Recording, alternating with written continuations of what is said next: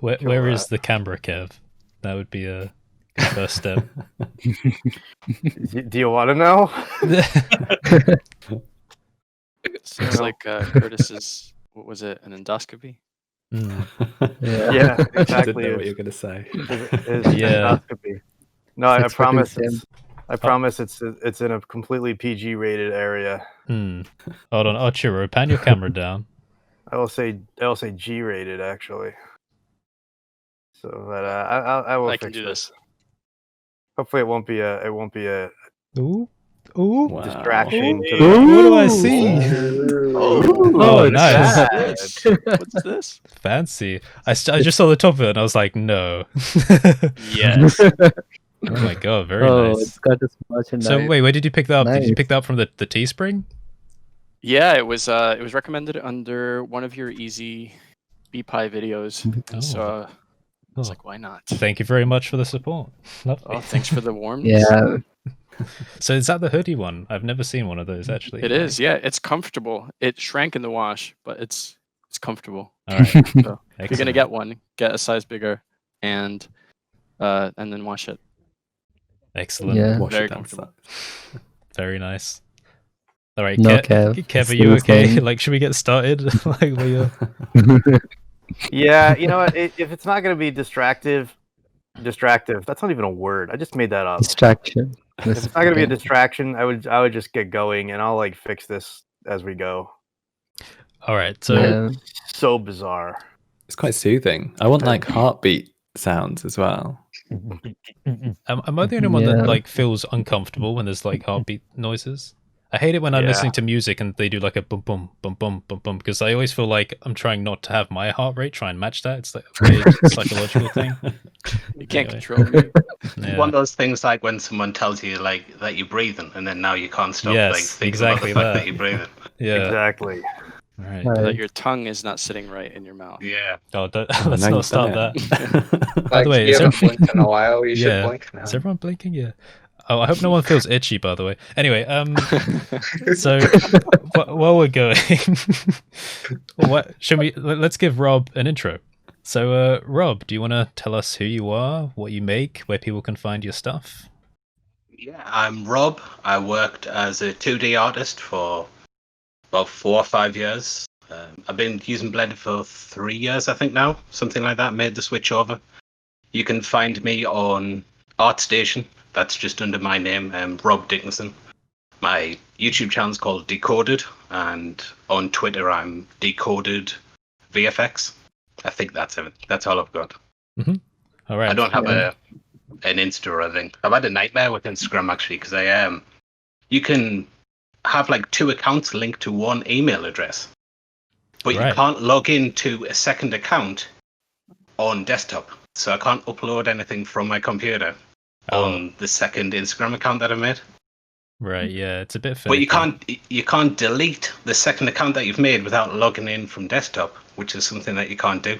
So I can't even get the decoded name back because I can't delete the account. Oh, right. Okay. Pain. I suppose So, like, that requires a bit of email Sort your act correspondence. out, Instagram. Yeah. All right. And while we're talking about new things available or new people here, Ben has just created their Gumroad page. Yes. So Ben, do you want to let us know what you've got on there now? If he's there. Yeah, at the moment I don't have all too much on there, just a little fake volumetrics pack, which is kind of like a fireball, a little cloud effect, and I guess you would call it glitter. But those are just effects that look like volumetrics, but run in real time on your computer. And also my most famous one, and the one I'm most proud of, is a kind of fake shader displacement for Eevee. So if you're making Yeah. like terrain and you want proper geometry clipping and such, then you would use that, and then it'll work pretty well. Sometimes it's not real time if you're using procedural textures, but for the most part, it works fine. Hmm. Some of the demonstrations you've been sharing, especially on your Twitter, have been really amazing, and people Yeah. have loved it. Tan The Roosendahl planet saw blood. one of them and retweeted it. That was so exciting Yeah. seeing that. Yeah. Well done. I've never had a ton retweet. Not yet. Neither have I. You just Okay. need to have the default Cooper Suzanne, and then you're good to go. Yeah. Yeah. All right, yeah, but tell us a bit more about that EV real-time displacement system that you've been doing. Like, how does it Yeah, work? If you can so- give people like a general summation, like a few sentences or a paragraph. Yeah. How is it made? So it's kind of like 3D printing, where you have a bunch of 2D slices that you stack on top of each other to make a representation of a 3D object.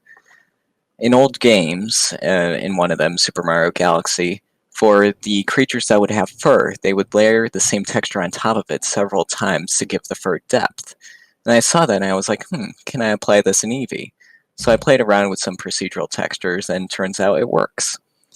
To get a pretty much seamless effect, you need about 100 layers, which in most cases are just plain stacked on top of each other. Then you have a good ground material, and you just use alpha clip and stuff, and it works just fine. Doing it yourself might be a bit complicated to get all the modifiers set up, so I would recommend using my Gumroad, but it's free, so feel free to do whatever you like with it. All right, and there are some demonstration textures packed into that file on the Gumroad as well. So, Yeah, those are from Texture Haven. Yeah. All right, nice. So, yes, Charon, you've also recently put something on Gumroad, haven't you? Yeah, I did. The Shapes pack is finally up on the Gumroad. And once I uploaded it, I got many more ideas how I can improve on. So maybe I'll do a second release. Like I was streaming on Eren server yesterday and you were there. And while doing it, I was like, okay, maybe this could be like an additional thing. Like instead of just adding it together, we could do a maximum. So I can have like 3 or 4 output nodes in the same node group. So depending upon what we want, we could switch fast. And that was pretty cool. Yeah. It's for like just a couple of bucks. So yeah, that's it. Nice. So, yeah, you mentioned about streaming there on Eren server. There have been lots of live streams on Eren server. In fact, Ben's also done some on there. So, Yeah. are there any plans for any interesting ones coming up, or? Yeah, there is obviously November coming, and people are going to share the November stuff in Eren server. Like, Eren will be streaming there, I'll be streaming there. I'll be also streaming on YouTube at the same time. Hopefully my internet works. And Gabe is here, and he did few streams. Gabe always stream there in the mornings for me, but late nights for him. Yeah. And we have Ben who does the same, and also James wants to stream too. And yeah, there's so many people in the list. Like we are just scheduling it slowly. We have Vanis, Iyad, who's doing like more of like math and coding stuff, but with nodes, and it was pretty fun. I think Eren should be talking about this because it's his server. I like it. You're like my community manager. Yeah. No, it's good. It should be do a really plan busy on- month coming up as well. So Yeah. Yeah, I definitely plan on streaming a lot of my November stuff there. Yeah, because most of the server is filled with procedural artists, which is really good. Like, if you have any doubts, just put it there. Within seconds, you'll get the solutions. That's pretty epic. yeah. It's kind of inspiring. Makes me want to come up with something to do for a live stream. Yeah, You you should come should. do You one. should. Yeah. Come do a Yeah. scripting one because we haven't had anyone actually do scripting. I think most of us are too preoccupied with nodes to like. Yeah. learn Teach us it, how to but- use Easy BPY properly. I was thinking that I've been Oh, that should writing be a good one. I've been writing documentation for that all day, and God, that is the worst Uh. part. But yeah, when I write some proper examples, then maybe I can just talk about them for like an hour or so. So yeah, might be interesting. Yeah. But also, Eren, you've just put out a video about, what was this, weathering effects? Was that what it was? Weathering, yeah. It's a little bit late. I meant to release it like a week and a half, 2 weeks ago, and I just kept finding other things to do or look at, and just not really, the way life happens. Yeah. And then Just I finally just kind of just procrastinating. I wasn't even working. Just watch it's Watch a video of Curtis Holt where he said how to deal with procrastination. I think that Oh. would help you. every time I say I'm procrastinating now, people are sending me my own video, and it's like I don't know how to take it. Then you just spend all your time watching videos about procrastinating. and how Yes. to not do it, and it's like Yeah. Exactly. making moves. I can see after watching your video that it could also be a bit of scope creep going on there. How that can just end up, you just get lost in it completely. Mhm. A Are few you saying years, I go off at tangents? not at all. I'm guilty of that myself massively. It was really awesome. It sparked an idea to do. Years ago, I made like what I'd call like a mini bike frame, and I used procedural materials and the displacement modifier to eat away at it as if it was corroding over time. Hmm. So I thought using Yeah. what you've shown there plus that, and you could have a pretty dynamic scene with it just collapsing in on itself and completely destroying. Well, you could do something with those, like the shaders that I was making, combined with Ben's fake displacement, and you could cut get some down so real. much. Yeah. Yeah. I mean, the ground which we could use Ben's technique, which I think is pretty epic. I think it's pretty much real time because you have a really good PC. We could say real time over there, which is good. Or else the video will Yeah. be like around 30 minutes or 35 minutes, I guess, just I to have a- wait until the scene. Yeah, I have a mid-range PC, so you guys' PCs are probably I'll run in real time, probably. Anything under a minute render time is real time. Is that per frame? I mean, Or- you can you can render and get a project done if it's under a minute on your own PC. It's pretty wild. Yeah. I know real time's like you want like instant feedback and stuff, but like if you're going for a project, that's good enough. Yeah. Real time has become such a loose term now. Yeah, I was just going to say, if you're previewing things, you can always just render out like ridiculously low resolutions anyway, Yeah. like, and blow them up, and you can get a good idea of what something's going to look like anyway, especially if you denoise it. Like, you don't have to worry about getting times down that much for previews. Yeah, that's very true. And actually, on that thought, me and Sharon were looking at something the other day that there was somebody released a video about AI interpolating frames. Upscaling, yeah. So they were That's they were doing amazing. like 15 frames up to 60 frames frames. to 60 frames. So if, As, like, I mean, if the I was doing- interpolation was too smooth. It was like cubic, it's too smooth, the interpolations between the frames.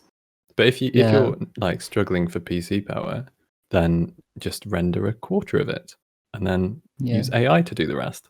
Hmm. That might be a bit quicker. That does actually remind me.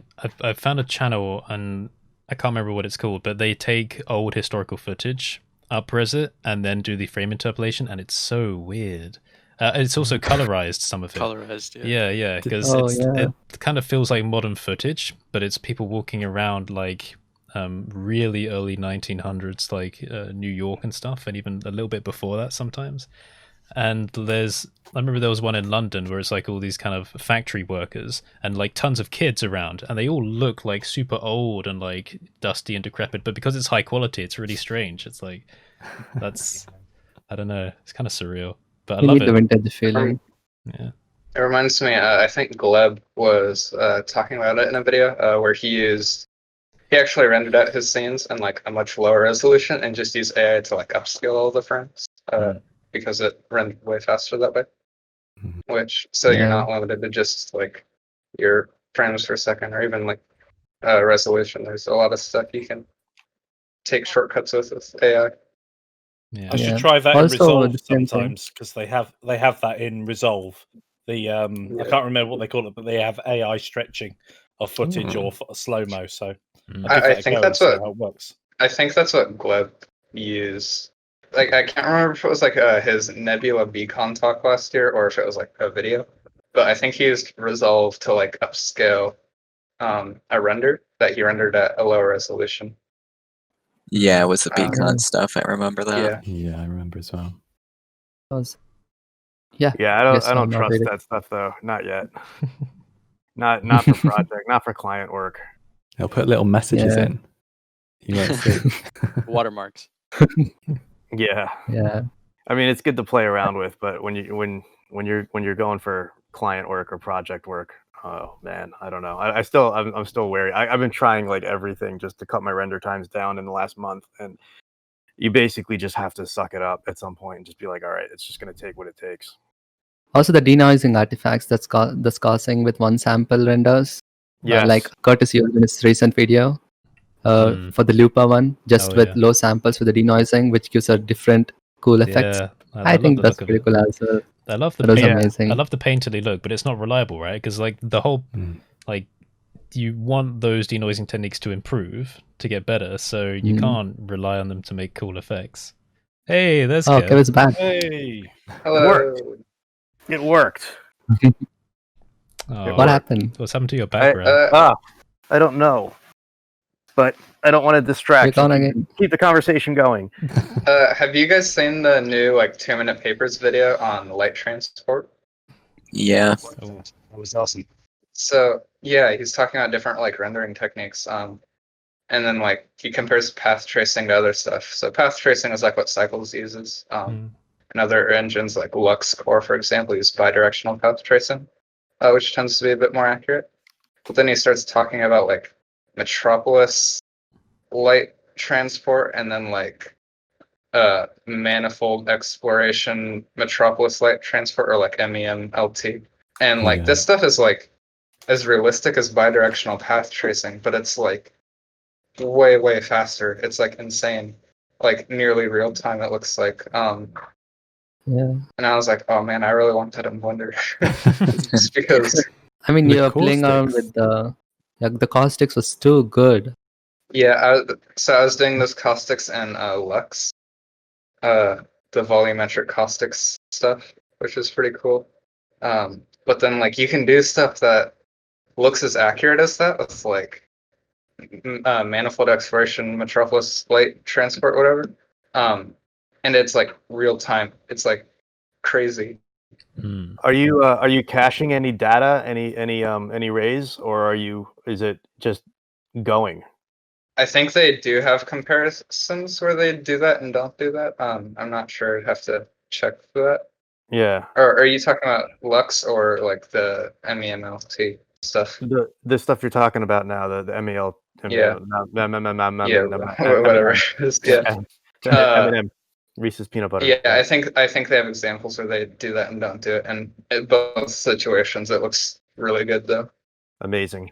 It was Yeah, all 'cause- pretty dynamic. Like there's an example at the end of that video with the swimming pool, where you can see all the caustics on the bottom of the swimming pool, and obviously the whole bottom of the pool is covered in these light rays, and like it worked flawlessly. It worked really well.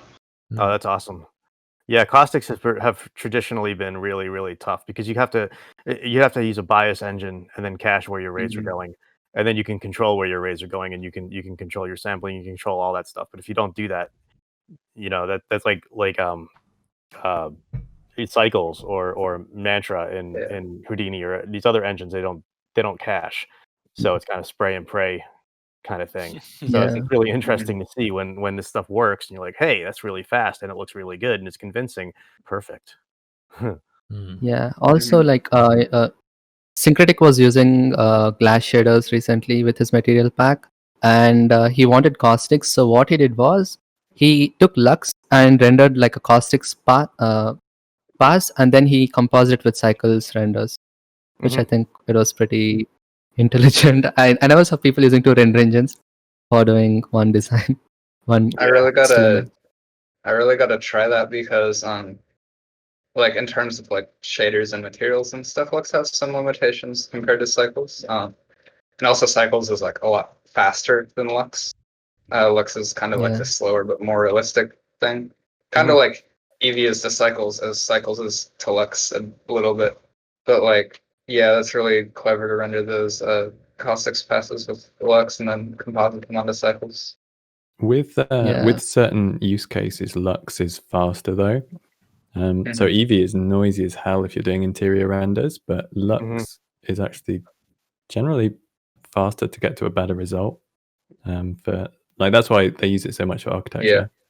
So yeah. Have you guys seen? Yeah, this is not Blender specific because it doesn't exist for Blender yet, as far as I know. But have you guys seen Redshift? Yeah. Man, I'm so close to buying it. I really am. It's just so close to picking it up. Like it's like $500, but it might just, man, it's so fast. Yes, and it so looks fast. convincing. Oh man, I gotta show like Octane. Apparently they've done like some stuff with Octane, and it's like crazy fast now, like nearly real time. Yeah. like much faster than Cycles, and Cycles is like pretty fast now.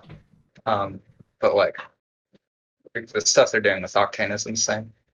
Yeah, I was so Yeah. disappointed one year because when Octane first started out, I knew one of the executives and we're trying to get it into my company so we could test it out, and I just couldn't get the thing in the door. Like security was all just like, oh, I'm like, but it would have been so awesome at the time. It was like they had like a breakout box and everything for it, and we could have just beta tested the heck out of this thing. But no. At the time, it wasn't Final Frame yet either, but it didn't really matter. I mean, our customers weren't care. They wouldn't care if it's Final Frame. They wouldn't know the difference. They would, if it looked good, it looked good. So Mm. Yeah. what's that? Also for glass renders, there is this Corona render. I think we can use that name here. But yeah, the the glass speaking renders and the of a conflicts in renderer. it. Yeah. Yeah. So yeah, specifically. Yeah. So yeah, Although that one, yeah, or I think like that one, Corona is like designed more for like interiors and stuff though. yeah, interiors. I've seen like no renders of that with like outdoor scenes or really can- anything other than interiors. It seems Their like a very like, showreel. specific thing. Their show Yeah. reels have some outside stuff. Like if you just go on their website, they've got some stuff like with some swimming pools. But they're another one that do caustics really, really well, and it's really quick as Yeah. well, really fast. Like, yeah, I like. I'm sure you can do stuff like that, but it feels like it's very like targeted towards like interior, like architectural rendering and stuff. Yeah. Like it's a very specific thing. That's why Yeah. it actually interested With Blender these Guru, like things. you mentioned it. Like Arnold does that really well too. But I remember with Maya with Mental Ray, you were able to cache out everything. You could cache global illumination, photons, final gathering. It was really nice. Not very fast, but at the time it was really nice. And I think Nvidia bought them and swallowed them up. And I haven't heard anything from that engine at all. I don't even know if it still exists, but it was really nice the way it was laid out. It's interesting with all of these different renderers. Whenever I look at them, it's just like I don't know if I could ever find the difference with what I'm currently working on. Whether I had the Corona render or Redshift or whatever, Cycles, Eevee. Obviously, there's a difference between Cycles and Eevee. But if you're talking about those realistic renderers, I think I'd be happy with any of them. And Cycles itself is absolutely phenomenal anyway. Mm. I think it'll be a while Yeah. before I ever push the capabilities of it. One of the reasons I picked up Blender was Cycles. I realized like how amazing that render engine was, and I just started using it, and I used it on a freelance gig, and I was like, this is awesome. And I was like, this is free, and it was so amazing, and it was fast, and it was good, and I was like, all right, this is cool. And Eevee comes along, and Eevee's like way faster, but it's not the same. Although I have done shots using like subsurface scattering and a wet look using Eevee, and it's convincing.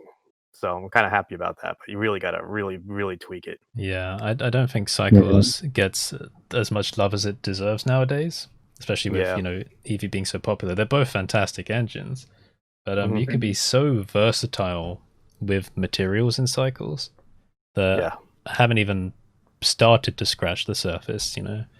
A great example where Cycles kind of surpasses Eevee is just things like transparency. If you just move the alpha on the principal shader, boom, you got it going transparent. But with an Eevee, you got to remind people to go into the material settings, scroll down, change it from opaque to one of the other options. Yes. If you're listening, please address that. That's like with the volumetrics, because remember before you had to enable volumetrics manually, but now they just work, right? Yeah.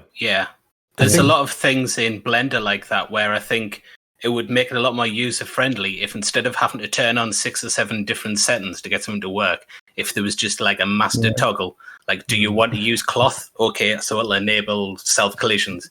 It'll turn the collision distance down to something that won't just make the mesh explode. It'll do all the other things that everybody does every time they turn cloth on. Yeah. So you don't have to do them, and we don't have to explain them every time we make a video. Yeah, that would be lovely. Sounds like Lux for an add-on. Lux has something really cool because they have a lot of like options for your render settings and stuff. But there's like one button you can click called Render Settings Helper, and it's like hey, do you want to use caustics? And you're like, yes. Are caustics going to be visible in reflections or refraction? And you're like, yes or no, right? You just enable a few options and it'll like set everything up for you, and then you can like tweak things if you need to. Yeah. But it's like really great. That's useful. Also, like a render yeah. wizard. Yeah. Mhm. It Yeah. looks like you're making a render. Back to the old Microsoft paperclip. I Oh mean- boy. Get Let's Mr. not- Clippy in Yeah, the I was corner. about to say, let's not bring him back. I'm still waiting for the make Shrek button. Boom. Oh. Is this called like render presets or something? I think it's called render settings helper. Settings Yeah. helper or something Yeah, like helper. that. Yeah. Mhm. I got it. I mean, like whenever we add a displacement node, like we need the displacement and bump to be on directly. Like we don't have to go every single time and, Yeah, I wish like that was there. who uses the displacement mode just for a bump map? Like just use the bump map. Mhm. It should I don't just be, think like, a thing anybody's by ever default. done that. Not intentionally, anyway. It's one of those things where you're like, why isn't this working again? And oh, yeah, I know why this isn't working. Mhm. I think there's a lot of Uh, settings that don't get enabled by default because they're not finished. Yeah. Maybe that's. I But- feel like developers watching this are going to crucify me, but on if you node wrangler. so things like the alpha blend, alpha hashed, alpha clip. Mhm. Chances are, if you want to have, you probably don't want to have alpha clip unless you like specifically want alpha clip, because that's going to give you a hard alpha fall off between. That's just binary, isn't it? 0 and 1. Yeah. Yep. Yeah. And then alpha hashed is really noisy because it's using a noise dither. And then alpha blend has some really awful things where the wrong thing will appear in front of the other thing. Mhm. Yeah. And it's just like, I can kind of Yeah, see why they see- didn't turn any of them on, because none of them It's- is a great just- option. Yeah, it's a sorting issue. It's just Yeah, it makes sense why like the alpha stuff isn't really enabled by default, because there are different options that you want to use for different like situations. But with stuff like shader displacement cycles, it makes no sense why they'd have something like that off by default. Or they're like getting better with that though. Like before 2.8, when like Filmic was introduced, Filmic wasn't even enabled by default, and now it is. But like Yeah. before it was enabled by default, everyone like people were unintentionally doing renders where they had like all this harsh like light clipping and stuff. Mm. Yeah. And now it's enabled by default, which makes it much more user friendly. Yeah. For the displacement thing as well, they could literally just move the setting onto the output as a little drop down. So you could decide there when you plug it in if you want it as bump or displacement or whatever. They don't even Oh, have that's to right. like make it default, just make it easy. Yeah. Yeah. Got to Yeah. expose some more settings to the user. Yeah. yeah. If you've got, you turn on experimental feature set and then go to your subdivisions. What Yeah. else gets enabled when you turn on experimental? Is it just the subdivision? I don't I have know. no Like idea. I haven't. Because that shouldn't be I mean, that's experimental. the only We've had it thing for like one, right? 4 years. Yeah. Yeah. Well, yeah, like all the experimental the features time. have just like been experimental forever with like no development or anything, Yeah. or like no updates to them. If Yeah, I was wondering I'm that. pretty sure that they're going to start using the experimental features more often. I'm sure they've said Okay. that on a Blender today before, that they're going to start like shifting some more things over when they're really a little bit, not quite there yet, or things that rely on other tools that aren't developed properly yet. So instead of just putting it all out there at once, that's going to be going down as experimental. But That the does make sense. adaptive subdivision really shouldn't be experimental anymore. Yeah. Maybe Yeah, that's it's- because every single time when you change a value, you have to refresh it by double tabbing it, like to go to edit mode and come back. Maybe that's why it's still an experimental. Maybe they should work on it or something Yeah. automatically. Yeah. As you Well, even said. then, Or there are other like things like the alpha, for instance, and Eevee, or I guess not Eevee because I think experimental features is cycle some, but still there are like other things that have like small like issues with them that aren't experimental features. So I don't feel like that really would be the reason, because otherwise there'd be a lot more experimental stuff. But it's come to the point where I've just like enabled experimental features and then like save startup file, because I just Yeah. always use like I just always use like adaptive subdivision and stuff. Yeah. If, Yeah. if these Yeah, features have There's been no reason in, to like not have that enabled. if they've been I in know. experimental for years, they should just call it early access at this point, because that's synonymous Yeah. with video games. Yeah. Yeah. I can't turn any of those on by default in a startup file, because then if I do tutorials and I have to explain it all, and I have to go back and Mhm. explain everything that's on, or I get like a barrage of questions and people yelling at me saying Very it's not much, yeah. working Yep. and I'm Yeah. wasting their time. I'm like, guys, Mhm. okay, please turn on Node Wrangler by default. Just that one thing. Yeah, I was Push. I recorded my first tutorial and like I was like setting everything up and I was like, oh, by the way, if you don't see this, you have to go here and change this. Or like Yeah, I'd, get used like, to doing that. I'd use the viewer node and then I'd be like, oh wait a minute, by the way, I'm using this add-on that lets me preview the output of these nodes. Enable it. Just enable it. Yeah. There's no reason to not have it enabled. Exactly. I love when you watch somebody else's tutorial and then it's like 2/3 of the way through, they're like, oh, and by the way, you need to enable this add-on. It's like, I know you didn't think of that at the beginning. Yeah. Yeah. That's I've just exactly why I don't. Un- Yeah. I've just started Until a unless brand it's new scripted, yeah. series, and I've had to download Blender, stick it in its own folder so I don't interrupt my own working setup. And of course, yeah. now I'm like, so where are all the controls that I'm used to? You know, all the pie menus that you've installed and all the Yeah. extra bits. It's just like, I feel like I do feel like a complete beginner again because I've not used vanilla for about I don't know a year now. Yeah, when there's a new major version, I have to do that every time. But I have to I try and channel myself and remember everything that I had done. It's like, okay, well, the spacebar needs to get changed to the search function. I need to install machine tools, but there's like 3 pie menus that I disable in machine tools. But then I also make sure that the walk mode is actually on like the first person camera thing. So I have to like go back through and change those. You need like a pre-flight checklist. Yeah, exactly. Yeah. I should write that down. Yeah, I think didn't the Blender Cloud have a tool? That Yeah, would help you? there's an add-on. It only saves preferences, though it doesn't save add-ons. But Yeah. you can save all your settings at least, and then re-import them. But you can just copy over the preference file as well. Yeah. It's hidden away in Yeah. I think App Data or something like that. You can copy that over because Mm. sometimes it copies all of my add-ons and things, and sometimes it doesn't. I don't know what that's all about. It's like a lucky dip every time.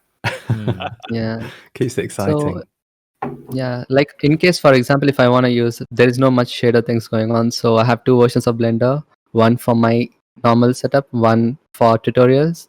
So I use like the default one for tutorials because it's more user friendly, or else that's what many people are using over there. But while I'm working on, I have really different preferences, which like everything is turned on by default, as Gabe said. Like there's only like one small place where I can see the 3D viewport just to visualize stuff, and the maximum is just the shader editor. Wow. Yeah. I wonder if you could put that app data folder in like a source control. So if you do need to roll back, you can do. Yeah, one of the reasons why I do everything from scratch again rather than just copy everything over is because, like with the themes and the inputs, I worry that if they've changed some things, then maybe the settings will go in the wrong place or it won't work exactly. It's kind of why I try and reconstruct my startup file from scratch every major version as well, because maybe some parts of the UI might not be right or like display wrong. But yeah, I don't know. Also gives you a chance to weed out ones that have gone out of date or you're not using anymore. Yeah. So my new startup file and my custom theme are on my Patreon now. Like before they were like public on Gumroad, but now they're part of my exclusive little resources where I keep on my personal vault of stuff. But yeah, I like that interface on Patreon though, because it's easy for me to keep track of all that stuff now. So if I want to go back and download it, then I can do that really easily. Whereas on Gumroad, it's just a bit of a nitpick. I love Gumroad, but their website's really slow now for some reason. And if I want to go back to if I want to go back to my earlier things, then I go to my product page and I have to like press load more like once or twice to go all the way down. I'm waiting there for like a few minutes at a time while it's trying to like figure out the products and then bring them up. It's just a little bit annoying. That's interesting. A lot of modern sites you can just scroll down and it auto loads more. So they obviously haven't got that tech on there, whatever it is. But like they responsive sites. They have improved the analytics page. It used to be awful. In fact, it's the only time I've ever sent a bug report to a website, because their analytics page reached a point where it never loaded. And I think they did like an update on the website, and for like the next day or two, it just wasn't working. So I sent them a message saying, "Hey, were you aware?" Because I tested it on different browsers and on different computers. I was like, "Were you aware that it's not actually, it doesn't work?" And like, oh, it should work. And then they sent them the error codes, and they said, oh, okay, yeah, we'll have this like fixed in the next patch, and then they got it. But even then, it still sometimes took like 5 to 10 minutes before the data would load. If you were doing like just a month, but now they've massively sped that up. So I'm glad that they have. Yeah. Talking about the Gumroad issue recently, like the first, the Shapes pack which I released, the paid one. So the first person who downloaded it couldn't find it because it said he paid, he got the confirmation mail, but then I didn't get any like the notification that he bought or something, as well as I didn't get the money as well. So he asked like, okay, I paid, I have the things. I was like, maybe it's a Gumroad glitch. I still didn't receive the money, so I was like, he felt really bad. So I was like, okay, fine, you can take this.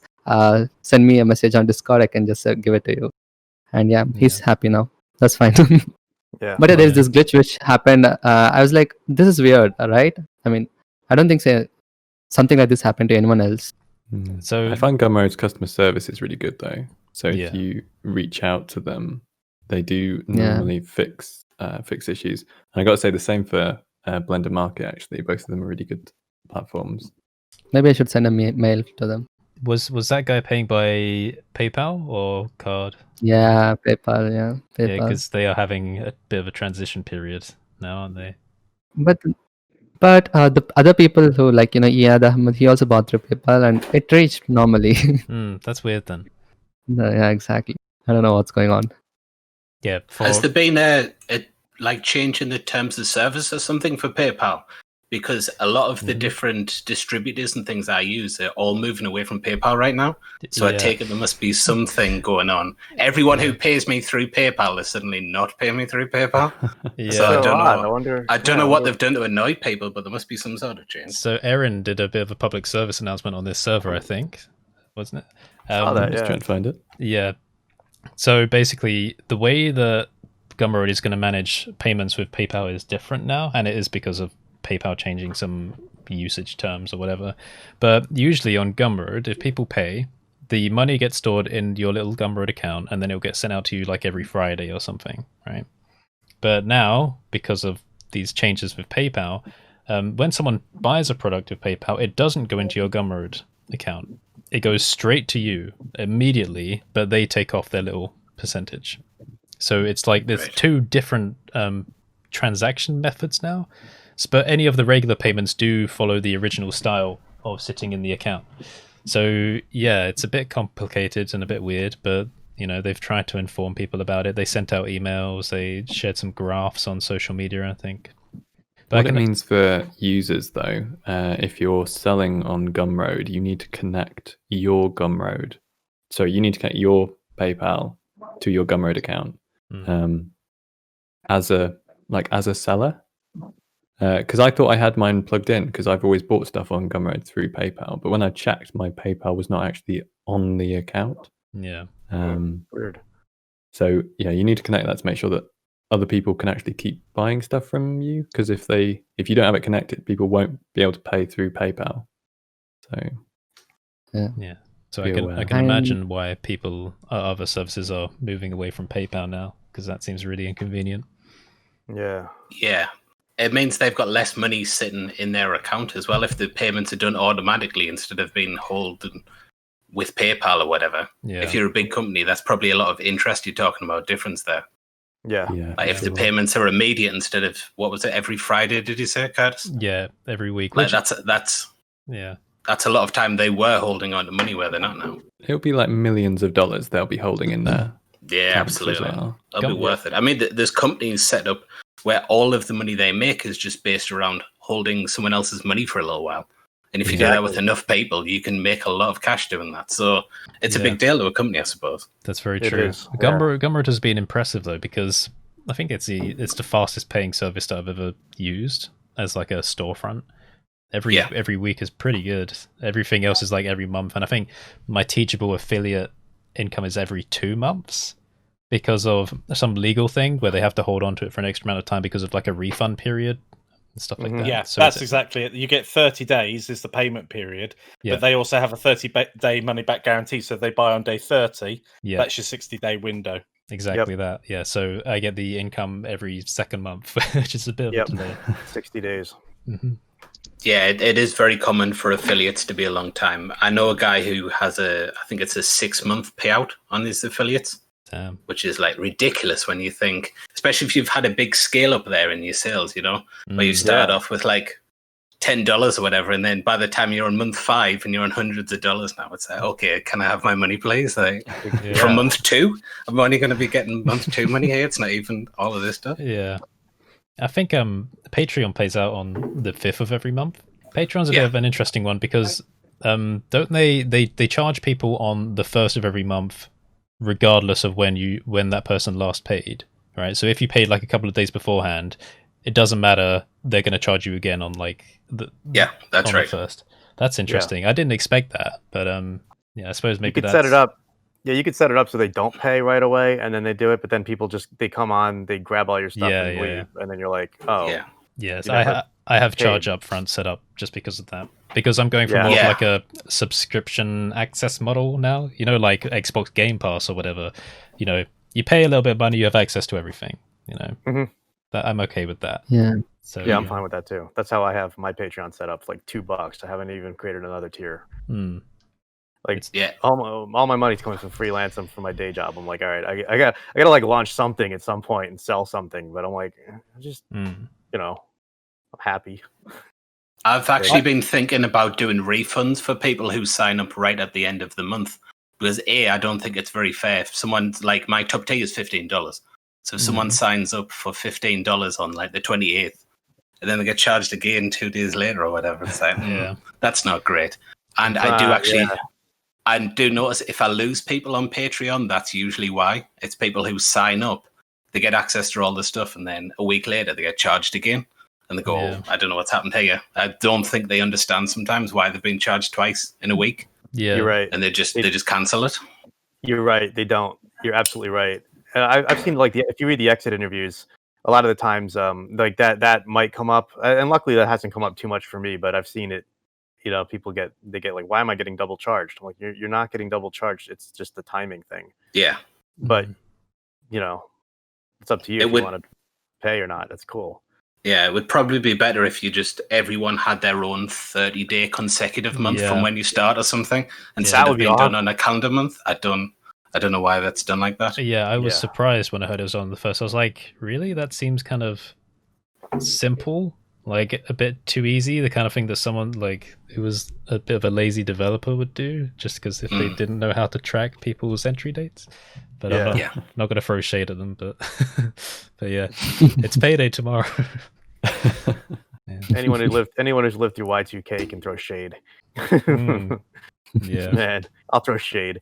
But yeah, I mean that would be great if you if it's on an account by account basis. 30 days for that account would be awesome. Yeah, like everything else. Then it wouldn't be an issue. Yeah, like every other subscription service, right? Yeah, I know. It's like I'm not getting billed for Microsoft every 1st of every month. Like it's from when I signed up, or whatever, Netflix or whatever. It's from when I signed up. Yeah. When I learned about that, I was actually a bit worried because I did my like Patreon re-release video right before the end of the month, and I was thinking, oh, okay, that's kind of bad timing. Should I have left this until just after the start of the month? But I wasn't aware of it just before then, so I was like, oh, wow, weird. I've seen all sorts of different setups for Patreon because I know some people are. There was this spaceship designer. One of my friends is developing a game with spaceships in, and he saw this guy on Patreon releasing 2 ships every month, fully unwrapped and rigged and all that lot. And he thought, oh, this is brilliant. But it's not clear because some people, you have access to all their back catalogue. And this particular guy had set it up in a very clever way where you actually only get that month's ships. If you sign up for that month, you get that month and forward, and you can back buy if you like the other ones. Right. But that was an interesting take on it. I can see that from a commercial point of view making a lot of sense, especially if you're a professional artist and that's your main outlay of product is these particular ships or whatever else you're making.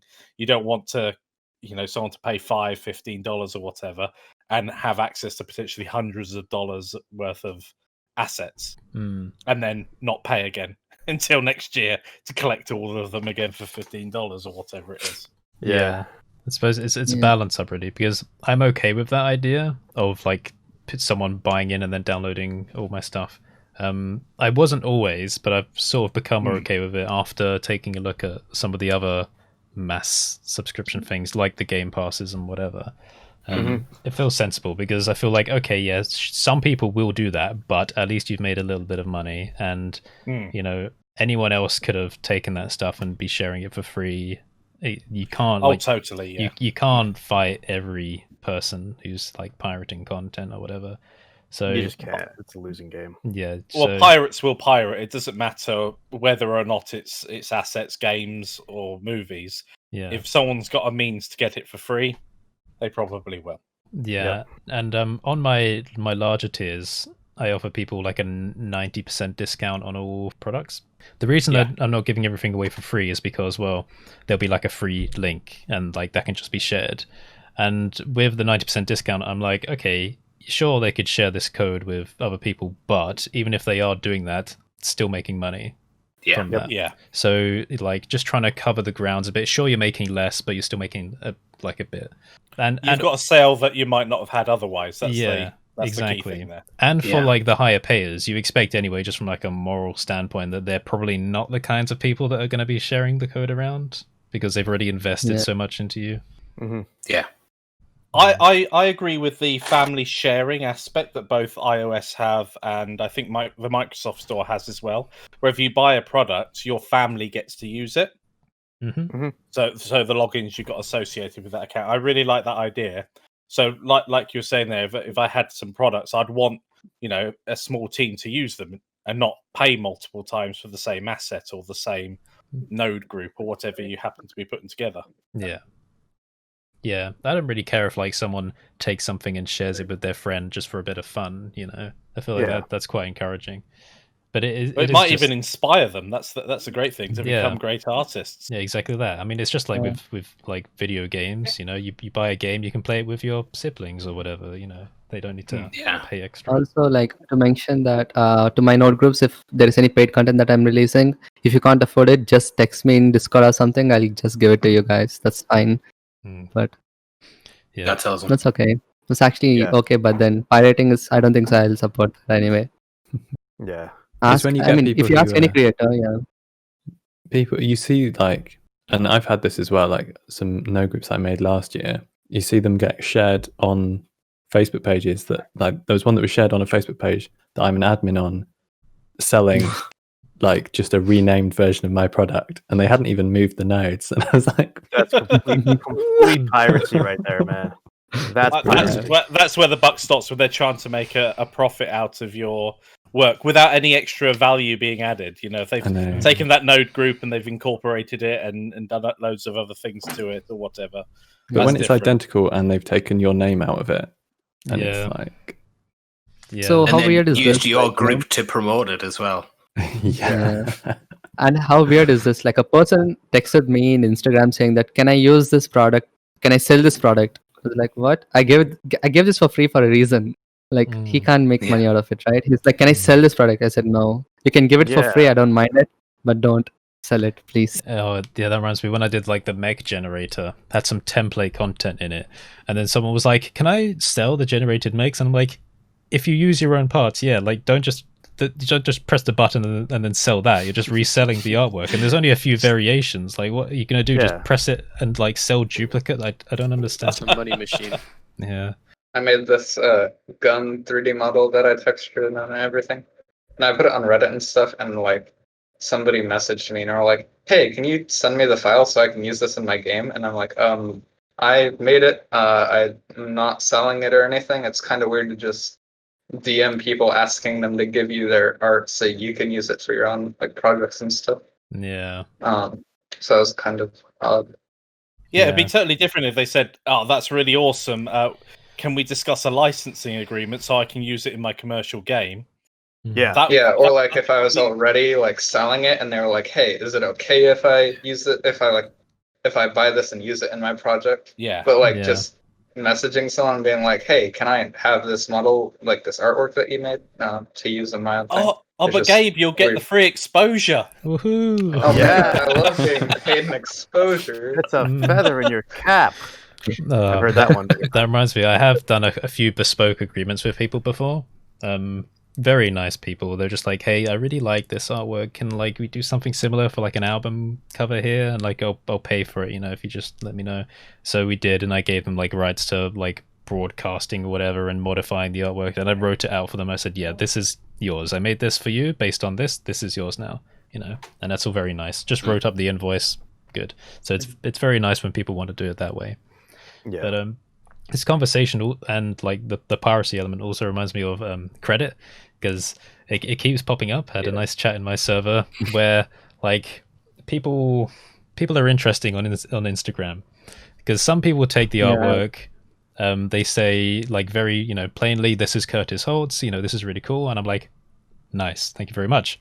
Some people do the complete opposite thing. They just post the artwork as if it's their own and don't credit you anywhere, and I'm like, right, thank you very much. And then exactly. some people are in between, and it's interesting the way they word things, because someone will take the render of like the project file that I share for free, change it very slightly, like maybe 60 seconds of effort, right? Just changing it around, and they'll go, I did this piece inspired by Curtis Holt. And I'm like, inspired? Like, really? It is exactly. You didn't even change the colors and lightings over there. Remember, Curtis? Yeah. Didn't Someone change just anything. changed the colors. I'm like, it's not really inspired, is it? Like, oh well. Yeah, what's the pixel threshold Yeah. on inspired versus ripped off? Exactly. We see that all the time in. I lurk around a lot of the Facebook groups in general, helping out where I can.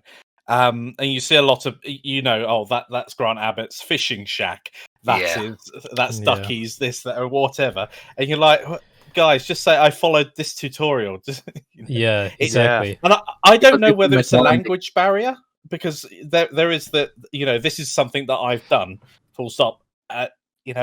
Just say that you followed a particular tutorial. It's almost expected. Like if you share your artwork and you said, I've done this myself, you should, if you don't include the wireframe, show the wireframe, please. Yes. or show it in Blender. Yeah. It's like If you do this on Twitter, on Reddit, people will obviously put comments. This is this tutorial, basically. I'll jump in one Yeah. more time and say that I see that on Reddit all the time, as you're saying, and whenever I see one that I know comes from a tutorial, because I know all of our works, right? I see it and I go straight into the comments and I look for that credit. And if I don't see it, I'm like, and I've seen people do it with mine, right? And I know I can't be the one that leaves a comment, because I'm going to stand back. I'm a phantom here, but I'll sneakily leave a little link to it in my Discord server and just be like, by the way, and then let them The do Blender it. subreddit even has like a from tutorial flair that you can Yeah. put on your posts. Yeah. And like Yeah. people don't do that. Oh, Yeah, and they do. one time I was like looking at Reddit and I saw like Derek Elliott's cool like frying pan animation thing where it Yeah. like changes shape and stuff. And then like a few weeks later I saw it again by a different person. They didn't even bother like changing the title of the post or anything. And they were getting upvotes and comments like, wow, this is so cool, and they're asking questions and stuff, and I'm like, this isn't yours. Yeah. Exactly. And they're taking credit for it. The worst is when you see it showing up on people's showreels. Mm. When they're trying to get work using somebody else's stuff. It's a We had a small guy world that- after all, isn't it? It's a small world. If you do that, they can shoot you in the foot for years to come. Yeah, you're gonna get Oh, found yeah. out. Yeah. Yeah, we You're had gonna a get found guy. out. We had a guy who just, I don't know what happened with him. He went off the rails, and we ended up having to let him go, and basically took a bunch of shots he never touched, he never worked on, and put him on his own reel. Stuff that I did, that I brought into the company just to use on my department's reel, just to show like what our capability is early on. He was using, and I was like, dude, like, Yeah. But What that's makes me okay. expect in that situation? Yeah, he ended up Like, what's- dead. So Right. he had issues. I don't know. He had his own issues. I have no. I don't know. But Right. it was. I still felt sad for him, but at the same time, I was still pissed because Don't like, fuck dude, with Cat. It took me a minute to process that Wait. word, like you said Yeah. it, and then a Same. second went by, and then I think it caught up with me, and I was like, wait, hold on, what? No, Yeah. But no, it was the Although- most bizarre thing. The guy like he like went in the hospital and like his dad like posted on Facebook and like he just ended up passing away. And none of us knew. Like we let him go, and then like 6 months later he was dead. We're like, what? Like it freaked us out for a good few months. that does make me But think, anyway. though, just stepping back to a bit before that, like talking about using stuff on the showreel, that does make me think, like, I think I would be more annoyed if I saw someone doing the whole inspired by or not even crediting thing on ArtStation when compared to Instagram. Instagram feels a bit like a bit looser, like a bit more Yeah. carefree. If I saw someone reusing my work on their Instagram or on their ArtStation page, I would be a lot more upset about it, because that's a a bit professional. Yeah, it's a bit more of a Yeah. professional environment. And I'm like, But I bet you there's like an easy way to report that, and I bet you they get reports of that all the time. Mm-hmm. Yeah, I know this I imagine before. ArtStation's pretty good for that. You don't see a lot of like copycat work. Like I've been into like 2D art especially since like 2004, something like that. And DeviantArt used to be really, really terrible for like people just uploading someone else's work, and I'd be looking at them thinking like that's Feng Zhu. I know exactly who painted that, and it wasn't you. Like, what do you think you're going to get out of this? I don't understand why anyone thinks they can get away with it. Like on the internet, everyone has the same access to this artist that you do. Like we can all see it. There's someone who comes across your work is gonna like know that you didn't post this. It's usually people who are not so good who are plagiarizing to that extent, or who are new to the community. And I think when you're outside the Blender community, it's easy to think that it's a very small thing. But obviously, like, we're quite well entrenched in it, and obviously we have our communities, each of us. So we're always like speaking to Blender people all the time, every day. And then you'll see somebody like post, "I made this donut on Facebook," and it's like, do you No one think replies. we don't know who made that? Yeah. You think for 1 second that a few years back, I had Last of Us, Ellie from The Last of Us. Yeah. Someone posted on my Facebook group, "Boom! This is what I've just made." Funny, that looks like the the art that's released with the game of Ellie, and all you had to do was a reverse image lookup, and there you go. Someone had pulled out the assets, they stripped them from the PlayStation asset repo inside there, and then they were just posting them. I'm like, no, dude, you can't say it's yours. And there were all sorts of excuses that followed. Oh, but I just wanted, and some of the people, I don't know how true it was, but he was saying, oh, I'm only 12, and I'm thinking, hang on a minute, what would 12-year-old me might do something stupid like that? So it kind of makes sense. But at the same time, no. Yeah, that's a kind of age where you want to be admired, but you don't really understand like how boundaries. Yeah, exactly. So you can kind of expect it. Speaking of The Last of Us, someone like contacted me on Discord, and they were like, "Hey Gabe, have you seen this guy's work? He was like the lead like tech artist at Naughty Dog, and he did all like the shader stuff for The Last of Us."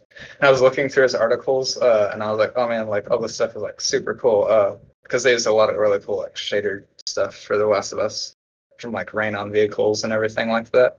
And then like the next day, I get a notification on the Twitter, and that exact guy who like made all those articles and works at Naughty Dog like followed me, and I was like, wait, hold up. Like I didn't even know he had a Twitter, so I wasn't even following him. And I like checked, and it was like a funny coincidence. Oh, nice. Yeah, you'd be surprised, man. People are people. Like even people who have done like amazing stuff still find value in stuff that like even new artists are doing. It's just like everybody comes to this with a different vector on their own. They come with their own personality, their own interests, and sometimes it's like, whoa, look at that guy's doing. I wouldn't have thought to do it that way. And you're like, that's really cool because it's fresh. Yeah. Especially when you're in this industry for a really long time, you kind of you get and I've been guilty of this myself, man. You get your own workflow. and it works for you, and you can keep going, and you can keep doing project after project after project. But at some point, like, you're so busy that you're not like out looking at what the rest of the industry is doing, or you every now and then you have to play catch up. Like forever, I was using like Maya 2012 or 2015 or something for the longest time. And when I found Cycles, I was just like, whoa, because I was still using Mental Ray, and I'm like, Cycles is like, it's like next generation, and I was just blown away. And I was like, all right, I need to like do a deep dive into the industry again, even though I'm in the industry and I'm constantly working in it. I'm not seeing all the new development stuff out there that the people who have time to play around with this stuff are coming up with, because I'm in the trench all the time. You know, so you'll see industry veterans like following people who have fresh takes, because I mean, honestly, like, we need it. Everyone needs it. It's why people employ students as well. Like, I think students get really bad impression of the industry, thinking like, oh, I've not got any experience, no one's going to employ me. But it's like, because you don't have any experience, the people are going to employ you, because you're naive. Like, that is in itself quite a valuable thing, because you don't have all of these preconceptions about how you should be acting, how you should be producing your work, and you'll come and bring stuff to the table that people don't anticipate. Yeah, there's like that. There is that pool of, you know, we haven't hired juniors in a long time, because our team is really small. But at some point, we're gonna have people retiring, and we're gonna have to. And you know, we've been in, like I said, we've been in the trench. You know, like the older guys can definitely, you know, the senior guys, people even like 10, 20 years beyond me, they can finish shots in still like half the time. You know, because they have like the wealth of experience. So you're not gonna put like an intern on, you know, a major shot, or they will, but they'll be like, you know, have like a very small role as they learn. But what they do bring is those years and years and years sitting in their bedroom, like, or their college dorm or whatever, you know, having the time to go on Reddit, to go on, you know, whatever, in Discord, and that's where mentorship learn. is really yeah, that's where mentorship is really key, right? Because at tutelage you can have, so what is it, parallel programming. So you put one senior programmer with a junior, or a, you know, very fresh programmer, and the senior programmer's productivity will dip a bit, but the more green programmer will, you know, skyrocket much faster than they could on their own. It's true. Like, that's where experience really comes in. Like, if you learn from the senior guys, and then the senior guys can pick up the ideas from the younger guys, it's symbiotic, and it works. When it's too weighed one way or another, then it's kind of detrimental. It's like you said, you know, like, it'll pull the senior guys down, and the shots won't get completed, or they'll have to, you know, the senior guys will end up working much longer hours than they should to get the stuff done, because they were mentoring other people. But if it's give and take, then it's really it's amazing. I've seen it in both. It's really cool. Yeah. Arturo, did you just sign up to my Patreon? I did. I just got a notification.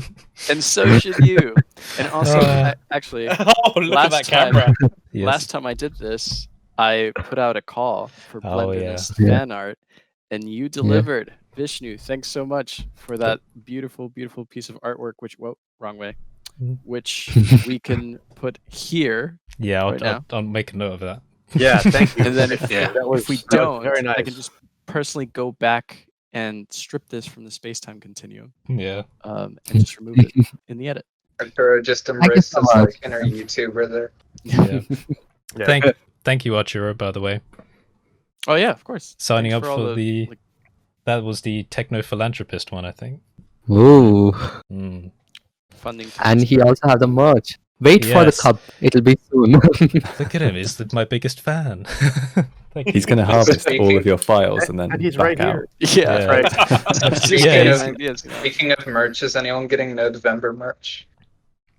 I'm planning to. Oh, Sharon's planning merch. But I will see. Nice. I really want it so bad, especially the Tusha tiling one, because that's the first thing I made. Basically. Same, yeah. Following a tutorial, like, it's a coding related one from Art of Code, but then it's the best, honestly. Like, we could directly translate all those things to nodes, and I was so proud of it. I really want that. Me too. I feel like I should buy all of this merch. Has anybody got their Beacon 20? I knew you were gonna ask. No. I haven't. Yeah, so they started sending out the like comfort boxes outside of Europe, I think, but they haven't started sending them inside of Europe yet, as far as I know. That kind of makes sense. Europe should be a lot quicker to distribute to the rest of the world. Yeah, but I think Ton will give a status update. I think he put that out like a week ago or something. I'm not too sure. Cool. I completely forgot to sign up for mine, to be honest. It was I had a lot of merch added to my like cart at the same time. I was like, oh, I'll pick up some t-shirts and stuff, and I forgot to order them. It didn't happen. No, man. Yeah, I got some mugs, a t-shirt, and my lovely beanie. I'll put it back on. No, I'm not going to do it. Over Yeah, I your am going to do it headphones. over the headphones. I was Oh, man. disappointed because I was planning to go to both conferences this year, like with the LA one being the first year. It was a bit last minute because it was announced in, I think, February. Mhm. And it was like, it was going to be in June. So I was like, that's probably a full grand trip. And I haven't got very long, but I was like, I'll do it anyway. I'll just go. And I'll go to the Amsterdam one as well. And then didn't happen. Yeah. Yeah. Yeah. I was planning on getting to the Amsterdam one. I think the GodoCon was also going to be around the same time. Yeah. And it just all fell apart, of course. But there we go. Yeah. I really hope at least one of them's on next year. I hope so. Yeah, same. Yeah. I want to meet some of you. I know. Yeah, Just and do the star. And have a It's beer. so cool to just hang out with everyone on Blender Nest in real life. Yeah. Yeah, Well, that would be yeah. cool. Yeah. All get together. I was psyched for LA, man. Like Ducky was ready to come out. Some of you guys were ready to come out. Like I verified, and then it just Yeah, fell I might apart. get my after my engineering. I might come to US for my higher education. So maybe we sweet. can.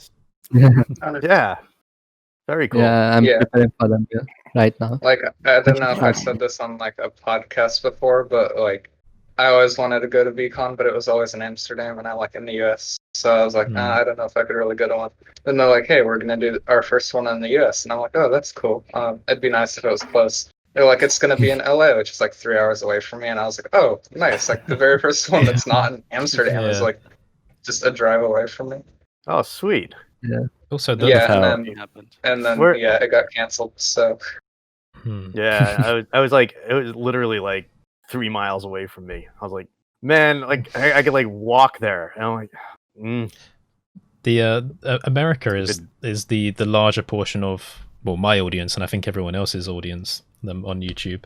So I wonder how that would feel different, because in Amsterdam it was nice. I mean, I don't know like what the size difference will be, but it was mostly just people that are quite deep into the community. I wonder if the LA one would be a bit bigger, whether they would have more. I'm sure it would be. Yeah, whether they Yeah, would have maybe. more fans.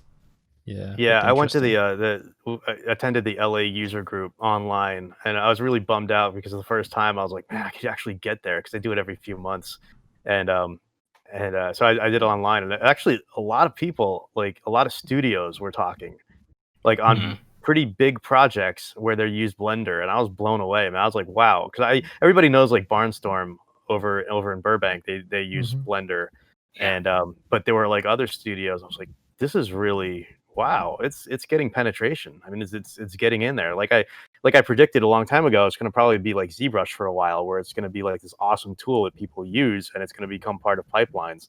And everybody's always like, it's going to be like the pipeline. I'm like, probably not for a long time. But it's what's really awesome is seeing it, accepted now as a viable tool in a lot Yeah, of and then did studios, you- which is really awesome. Did If you you're a guys see Blender Mojang uses Blender? Yes. Saw Mojang that does. on Yeah. Really? They use Blender for their like Minecraft models and stuff. Yeah. All like the But they're models. They're halfway made already, aren't they, with the default cube? Yeah, I mean, it's basically Yeah. just a texturing job at that point, isn't it? Like, It's all just texturing. Yeah. yeah. It makes sense. They don't need to pay for like $1,000 a year for Maya or whatever. When it's just cubes and pixel art. Exactly. I think But we're like breaking it's Curtis. it's still so cool that they use Blender. Yeah. I mean, Blender is totally viable. I mean, it really is. You can totally use it in production, and it's fine for most things. As part of a pipeline, it's really cool, and I don't see a reason why not to. So when I was on that call and a Blender user group. I was like, for LA, this is blowing me away. Like the quality and the just the number of studios and the high profile that Blender's penetrated into now. It's really really cool. Like I don't know. I try to get a feel for like the community on how many people are hobbyists versus like who wants to go pro, like who wants to actually go and work in a studio. Like I can't ever get a number on that, but I always like it. Always kind of it always makes me think like what where the community is at. Like is this because it seems to be transitioning more into a professional tool now. So is this going to be like people's launch board into the professional world? Do they want to work in 3D? Do they want to work in in games? Do they want to do this for a living, or is this a hobby? I don't know. I can't get a read on this community. Maybe you guys can chime in. Yeah, more. for my case, like I was really into robotics before I started Blender. But then when I started Blender, it was not that much in the beginning because I was not making much of progress in it. But slowly what happened was I kind of transitioned from robotics to like, okay, I have to become a really good 3D modeler. And then it became so serious and such. Yeah. What has happened? Sorry. Something happened. Arturo's messing me up. Carry on, be serious. I tried. Sorry. We can do this. I tried so hard. I'm sorry. Okay. Sorry. Yeah. A laughing fit has started. It reminds me when Curtis was trying not to laugh at CG Matter. Laugh at CG Oh my Matter. god. Yeah, that was insane. That was like my first podcast too. So I was just like, I wonder what this is gonna be like. And then CG Matter was like fishing with his headphones. Yeah. Yeah, that was when we Oh had my like God. 30 people on too. That was insane. That was crazy. It was a bit where I don't know if like Midge or someone else was talking, but he like finally put his headphones up and he looked up and smiled, and I was just like, God, he's such Recently, a like dork. talking about this recently, like I found this GLSL stuff which we could implement to our webcams. Like I was messing around with yesterday. We all should do that once in a Blender Nest podcast. Yeah, that'd be Let me funny. show you. Like I'll Is just that the turn up Shader Toy once. stuff? Yeah, Looks so cool. yeah, I know. Maybe I'll just turn this up for a second. You'll understand what it is. We can Okay. certainly just get some Blender Nest merch and all be merched up when we come into Yeah. the Yeah, we'll be like, Oh, oh, look at that. Oh boy, Whoa. that's trippy. Where have you Look at gone? this. Why do that with GLSL when you can do it with No, Blender's node editor? Yeah. Yeah. He's been censored. Oh, there we go. Oh, that's cool. That's the There you one. go. That's Man, awesome. This is my favorite. I want For You should April record all your 1st, videos with that head in the bottom corner. for April 1st or something, we should do like a Blender Nest podcast where like Yeah, every we should single do that. person is using that filter for the Yeah. entire Yeah. thing. That would be so funny. Or we're like talking out of each other's faces or something. That would be really funny. Yeah, I'm just gonna switch back. Yeah. Oh god, this is amazing. Yeah. Great. So, we So can just the cut thing the is, last 15 minutes. yeah. Sorry Keep for the that. laughter, okay? Keep the. Yeah. Oh, that was fun. Sweating. So Because it's Okay, hot, now cold my- in here, my glasses fully steam up, and you can probably see it on the recording. They're just like white over. Oh, that's awesome. Sorry, like you watch it back. There was a specific point where, like me, Arturo, and Erin, I could see like the smile cracking. I was trying. Like, what not- exactly was happening? I'm not gonna say anything. You have to watch it back. Oh god, we need to know. I'm sorry. We're very professional. Okay. It happened when I was talking. I know that much. I don't So know I was what it- you know when- concentrating at you, Kev. So I was not concentrating at Arturo. So I don't know what's going on right now. Oh, You know when you man. catch someone's eye in a classroom, and then everybody you just crack up, and it's Yeah. like that thought of laughing is there in your head, and you're just like, no, no, no, no, and then It's it like- goes. It's like it's completely involuntary. All right, I'm sorry. Yeah. Yeah, sorry. But we've Yeah. been doing this. We've been doing this for months. Like, Yes, we have. We need little cracks of laughter.